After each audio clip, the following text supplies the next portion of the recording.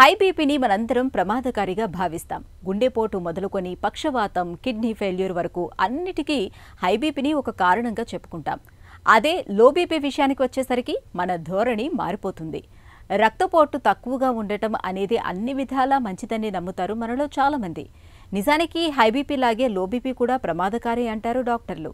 రక్తపోటు తక్కువగా ఉండటం వల్ల ఎలాంటి సమస్యలు తలెత్తుతాయో, బీపీని చక్కగా ఉంచుకునేందుకు జీవనశైలి, ఆహారం అలవాట్ల విషయంలో ఎలాంటి జాగ్రత్తలు తీసుకోవాలో డాక్టర్ని అడిగి ఇప్పుడు తెలుసుకుందాం.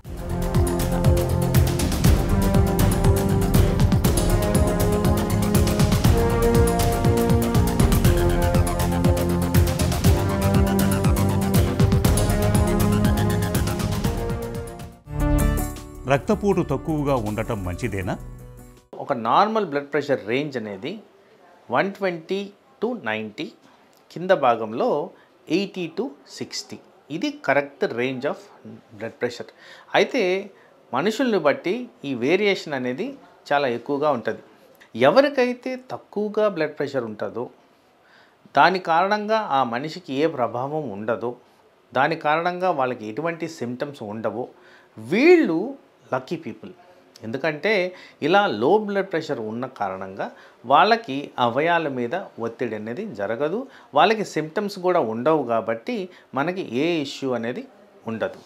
ఒకవేళ వీళ్ళల్లో మనకి లో బ్లడ్ ప్రెషర్ ఉండి ఏదన్నా సిమ్టమ్స్ ఉన్నప్పుడు అది ప్రాబ్లం.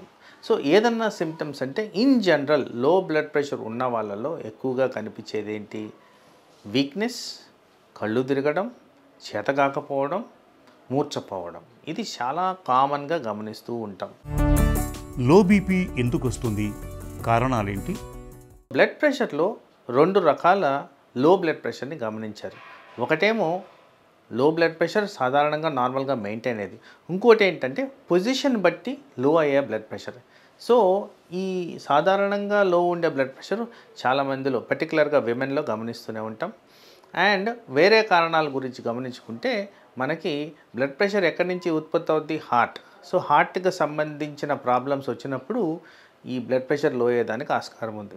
వీటిల్లో పర్టికులర్గా గమనిస్తే ఒకటి హార్ట్ ఫంక్షన్ కాంప్రమైజ్ అయినప్పుడు, రెండోది హార్ట్కి ఇర్రెగ్యులర్ బీట్స్ వచ్చినప్పుడు, అలాగే హార్ట్ అటాక్ వచ్చినప్పుడు. ఈ కారణాల వల్ల లో బ్లడ్ ప్రెషర్ సంభవించడానికి ఆస్కారం ఉంది. అలాగే హార్మోనల్ ద్వారా మెయింటైన్ అవుద్ది కాబట్టి బ్లడ్ ప్రెషరు, ఈ హార్మోనల్ లోపాల వల్ల కూడా లో బ్లడ్ ప్రెషర్ వచ్చేదానికి ఆస్కారం ఉంది. అలాగే కొన్ని రకాల మందులు పర్టికులర్గా మనం గమనించుకుంటే ఈ మందుల్లో బ్లడ్ ప్రెషర్కి, హై బ్లడ్ ప్రెషర్కి వాడే మందుల్లో కామన్గా డైరెటిక్స్ అంటాం. వీటి వల్ల లో బ్లడ్ ప్రెషర్ వచ్చేదానికి ఆస్కారం ఉంది. అలాగే మానసిక ఒత్తిడిలో వాడే కొన్ని రకాల మందుల వల్ల కూడా లో బ్లడ్ ప్రెషర్ వస్తుంది. నరాలకు సంబంధించిన పార్కిన్సన్ డిజీజ్, ఆ మందుల వల్ల కూడా మనకి లో బ్లడ్ ప్రెషర్ సంభవించే విధంగా ఆస్కారం ఉంది. అలాగే కామన్ కండిషన్స్ లైక్ సెప్సిస్ అంటే తీవ్రమైన ఇన్ఫెక్షన్, దాంట్లో లో బ్లడ్ ప్రెషర్ వస్తుంది. డీహైడ్రేషన్, సన్ స్ట్రోక్, ఇక్కడంతా కూడా లో బ్లడ్ ప్రెషర్ వచ్చేదానికి ఆస్కారం ఉంది. తర్వాత అక్యూట్ బ్లడ్ లాస్, ఏదన్నా యాక్సిడెంట్ ఎక్కడన్నా కట్ అయినప్పుడు బ్లడ్ వెళ్ళిపోయినప్పుడు దానివల్ల కూడా లో బ్లడ్ ప్రెషర్ వచ్చేదానికి ఆస్కారం ఉంది. తర్వాత లూజ్ మోషన్స్ చాలా ఫ్రీక్వెంట్గా సమ్మర్ టైంలో గమనిస్తున్నది.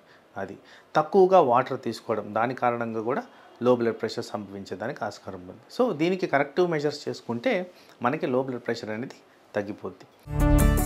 లో బీపీకి చికిత్స అవసరమా? ఎలాంటి చికిత్స తీసుకోవాలి?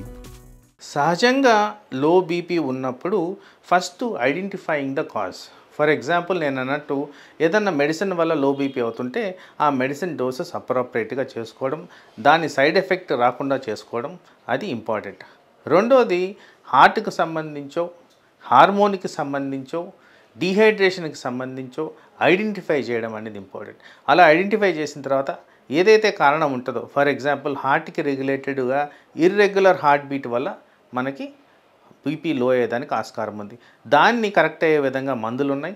ఆ కరెక్ట్ చేసిన దానివల్ల ఆటోమేటిక్గా బ్లడ్ ప్రెషర్ అనేది నార్మల్ అవడం అనేది జరుగుద్ది.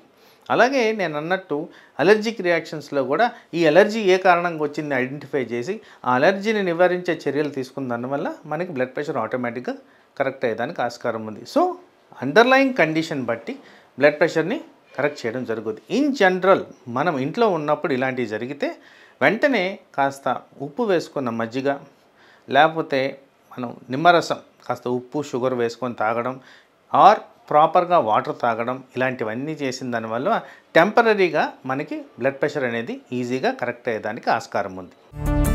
రక్తపోటును చక్కగా అదుపులో ఉంచుకోవటం ఎలా? బ్లడ్ ప్రెషర్ని రెగ్యులేట్ చేసే విధానాల గురించి మాట్లాడుతున్నప్పుడు మన దినచర్యలు క్రమంగా ఉండాలి అనేది చాలా ఇంపార్టెంట్. దినచర్యల్లో మోస్ట్ ఇంపార్టెంట్గా స్లీప్. ఎందుకు స్లీప్ గురించి మాట్లాడతానంటే, స్లీప్లో హార్మోన్స్ అనేవి ప్రాపర్గా రెగ్యులేట్ అవుతాయి. తద్వారా బ్లడ్ ప్రెషర్ అనేది కూడా ప్రాపర్గా మెయింటైన్ అయ్యేదానికి ఆస్కారం ఉంది. అలాగే ఎక్సర్సైజ్ అండ్ యాక్టివిటీ. ఎవరైతే ప్రాపర్గా ఎక్సర్సైజ్ చేస్తారో వాళ్ళల్లో బ్లడ్ ప్రెషర్ మెయింటెనెన్సే కాకుండా హార్ట్ కండిషన్ కూడా బెటర్ అయ్యేదానికి ఆస్కారం ఉంది. Good amount of water intake, ప్రాపర్గా హైడ్రేషన్ చేయడం అనేది ఇంపార్టెంట్. పర్టికులర్గా సమ్మర్ సీజన్లో మనము at least 3 to 4 liters of water spread over 24 hour period అనేది చాలా ఇంపార్టెంట్గా మనం తీసుకోవాల్సిన కరెక్షన్ మెథడ్. అలాగే ఎవరికైతే ఈ లో బ్లడ్ ప్రెషర్ కాజ్ చేసే మెడిసిన్స్ ఉంటాయో వాటిని అవసరమైన చోట అడ్జస్ట్ చేయాల్సిన అవసరం అయితే ఉంటుంది. వారు డాక్టర్ని సంప్రదించి తగు చర్యలు అనేవి తీసుకోవాల్సిన అంశం.